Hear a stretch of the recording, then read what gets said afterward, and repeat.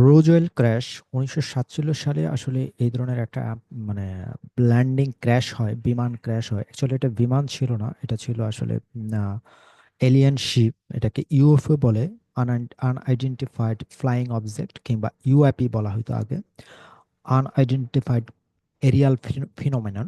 যদিও আসলে এগুলো মানে করাপ্টেড গভর্নমেন্ট থেকে কখনো এটা স্বীকার করা হয় নাই। আপনি যতই গুগলে সার্চ করবেন এগুলোকে কনস্পাইরেসি থিওরি বলা হবে।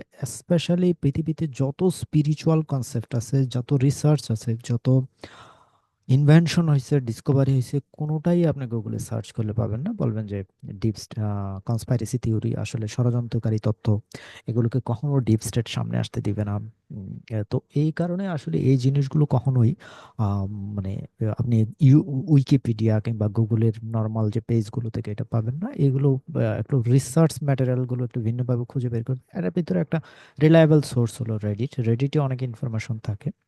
আমার কাছে মনে হয় যে কিছু কিছু সোশ্যাল মিডিয়া প্ল্যাটফর্ম আছে যেগুলো আসলে তে অনেক বেশি ফ্রি, তারা মানে কন্ট্রোল না, যেমন রেডিট একটা, টেলিগ্রাম একটা, এই টাইপের জিনিসগুলোতে অনেক ইনফরমেশন পাওয়া যায়। ওকে, আমরা যেটা নিয়ে কথা বলতেছিলাম যে আসলে 1947 সালে এই ধরনের একটা মানে ইউএফও ক্র্যাশ হয়, এবং এটা মেক্সিকোতে হয় সম্ভবত। তো ওইখান থেকে মিলিটারি থেকে এটাকে মানে ইগনোর করা হয় যে এই ধরনের ডেব্রিজ আসলে এটা নর্মাল ল্যান্ডিং বিমান ক্র্যাশ হয়েছে।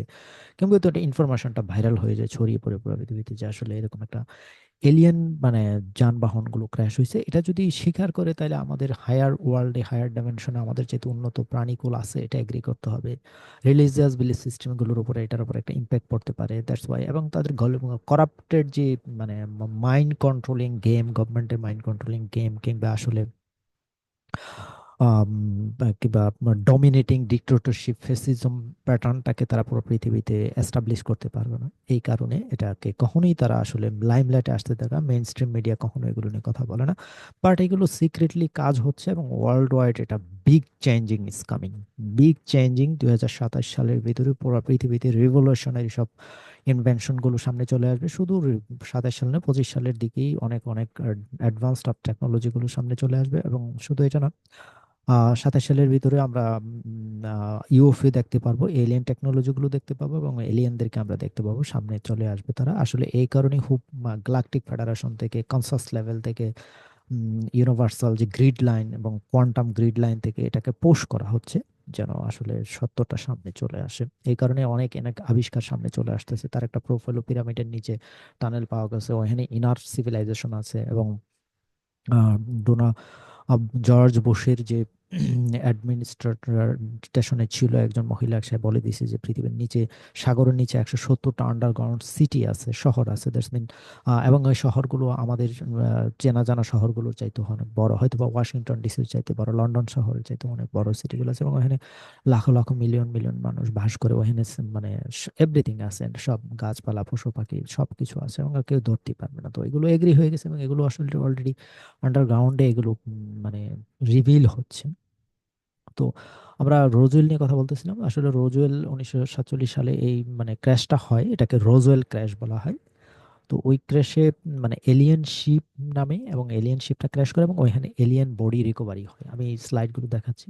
তো এই আসলে এই ভিডিওটাতে যেমন এটা বলছে, ফর দ্য ফার্স্ট টাইম আবার the exact Roswell UFO crash, এই রোজওয়েল ইউএফও ক্র্যাশ হয়েছে, site has been reveal in the unresolved mysteries. যদিও এটাকে বলতেছে কারণ এই মিস্ট্রিজে, এই রহস্যটা কোনো সলভ করা যায় নাই। অন সিরিজ অফ নেটফ্লিক্স, একটা নেটফ্লিক্স সিরিজে এটা দেখানো হয়।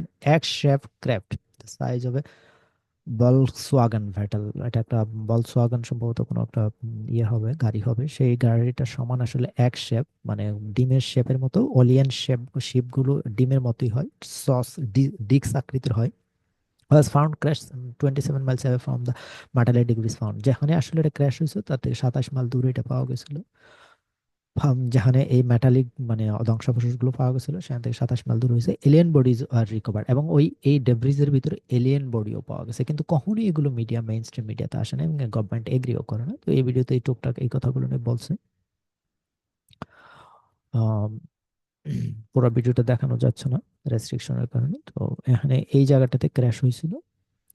আম, এই যে ডিস্কটা এনে দেখাইছে, এই যে এই সেই ডিস্ক, এটা অনেকটা সসার টাইপ ডিস্ক। সেই ডিস্ক গুলো, এলিয়েন শিপ গুলো এই টাইপের হয়, কারণ তাদের উপর অ্যান্টি গ্র্যাভিটি কাজ করে না, এই যে মেক্সিকোতে অভিজ্ঞ সূর্য বল যেহেতু কাজ করে না, এই জন্য তারা ডিস্ক আকৃতির হয় এবং তারা টাইম ট্রাভেল করতে পারে। আসলে এলিয়েন শিপগুলো টাইম ট্রাভেল করতে পারে। আসলে টাইম ট্রাভেলের পৃথিবী আসতেছে, এখন এলিয়েন শিপগুলো আসবে। আমাদের টেকনোলজিও টাইম ট্রাভেল করার মতো টেকনোলজি আমাদের হাতে চলে আসছে, আধুনিক লেটেস্ট সায়েন্স। এবং ডোনাল্ড ট্রাম্পের যে সায়েন্স অ্যান্ড টেকনোলজি ডিপার্টমেন্টের চিফ কিন্তু একথা বলে দিছে যে আমাদের আসলে টাইম বাইন্ডিং ও টাইম স্পেস মেশিন আছে, that's mean time travel machine আছে।